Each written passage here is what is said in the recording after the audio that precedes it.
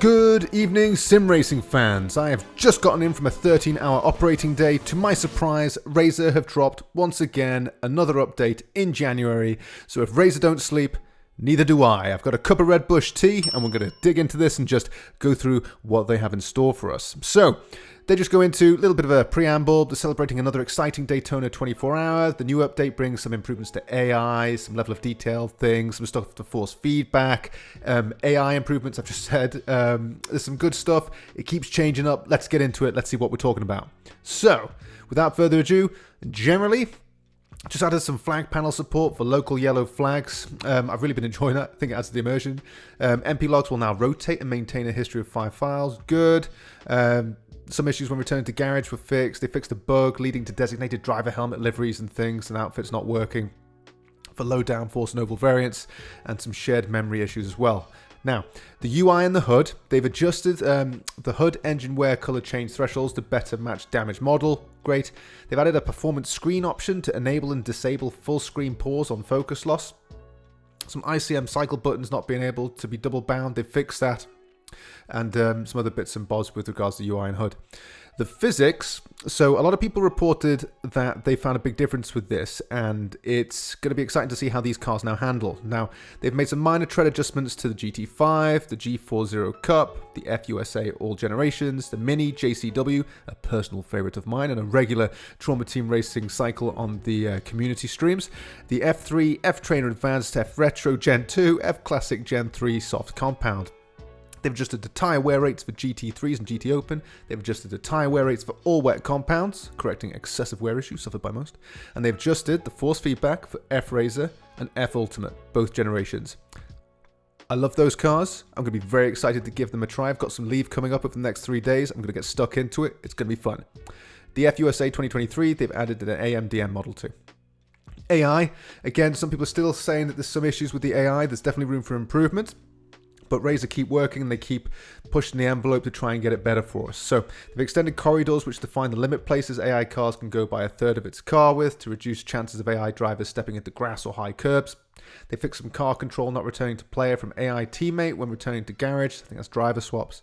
They've adjusted speed differential thresholds to trigger overtaking and defensive moves. That's great. So again, more responsive, or less responsive as the case may be, depending on the scenario. Further adjustments to distances from car ahead in which AI overtaking routines kick in. Further adjustments to how far ahead AI will factor lapped cars by. Adjusted AI brake usage for LMDH, F3, both models, F-Trainer, both models, GT3, both gens, and GT Open. Daytona RC, reduced speed boost at the bus stop chicanes, causing AI to often overshoot the corner in racing conditions. Now, I know somebody mentioned that in the comments section on the last update I did, so it's good to see that that's going to be kind of managed, or hopefully it's improved. FUSA Gen 3, they've adjusted AI drivers' performance levels and increased performance levels to 3. Fine. They've adjusted the McLaren MP46 AI start performance, and they've disabled AI start wheel spin mistakes for cars with traction control and AI calibration pass for GT5, G40 Cup, F3, F-Trainer Advanced, and GT5. Automobilista 2 is just the go-to for, I think, for single player racing. And the better they get the AI, the better it's going to be. And I just think it really is doing a fantastic job, and it's just loads and loads of fun. Some audio tweaks next. They fixed the lack of external sound for viewed vehicles when it's from a faraway camera, but most of you should be racing in cockpit camera, unless you're watching a replay. But again, enjoy it as you wish. Tracks, they've added interactive flag panels. I love this stuff. Lights to Azure, Brands Hatch, Candle Park, Fontana Gateway Imola, Indianapolis, Laguna Seca, Long Beach, Nürburgring, Alton Park, Road America, Silverstone Spielberg, Virginia International Raceway, and Watkins Glen. I love all this flag stuff, it's brilliant.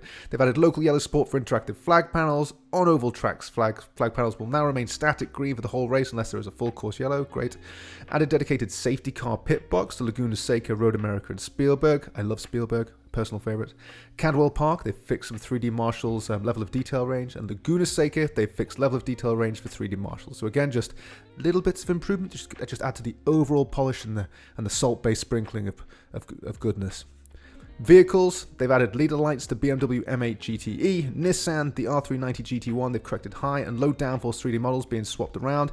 Mini Cooper 1965, they've added a fully bespoke Cope Classic version conforming to appropriate rules and using adequately modern driver outfits.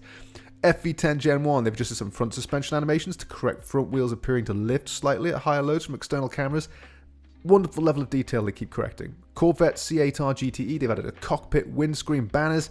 McLaren 720S GT3 Evo, they fixed the cockpit bonnet mesh, adjusted some internal cockpit net vibrations, added new cockpit lights. It's going to be particularly good for people who are doing this in VR. If you haven't tried the VR, it's really low demand, it works really well, it's worth checking out.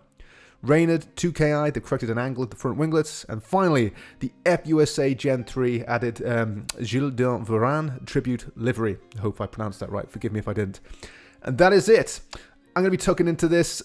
Hopefully, I'm going to go to sleep now because I've been working a long, long day. But let me know what you think in the comments below so I can wake up and get stuck into the bits I need to and get some of my Automobilista 2 on.